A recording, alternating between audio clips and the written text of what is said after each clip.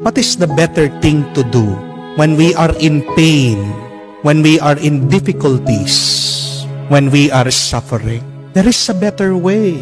At ano po yung mas mabuti, mas maganda, mas mainam na gawin pag tayo ay dumadaan sa ganitong masama at pangit na karanasan? Umasa ka. Huwag niyo pong kakalimutan niyo. Because when you hope, you can survive. When you hope, you have life. Hope gives you new strength. Hope encourages you. Hope pushes you until the end. Huwag ka lang magdasal. Huwag ka lang manalangin. Huwag ka lang manalig sa Diyos. Napakahalaga. Huwag sanang mamamatay ang iyong pag-asa. Huwag nating kakalimutan yan. Kasi tingnan niyo po, kahit na wala kang pera, ang dami mong utang, ang dami mong bayarin, kung umaasa ka, makakakita ka na magandang kinabukasan. Makakaraos ka. Di po ba?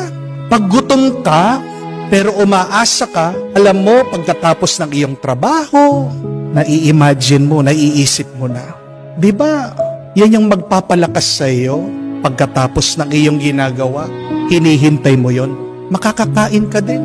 Kahit na sinasaktan ka ng iba sa kanilang salita, sa kanilang ginagawa, basta't merong kang pag-asa, alam mo, pagdating ng panahon, maayos din ang lahat. Amen?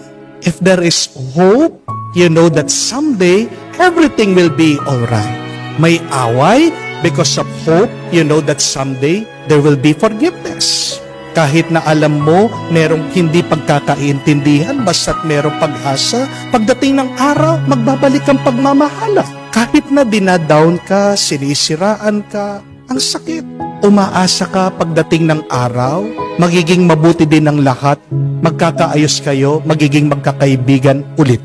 Basta't may pag-asa ka, mayaman ka.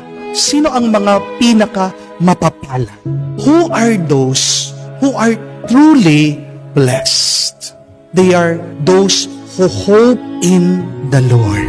Remember that.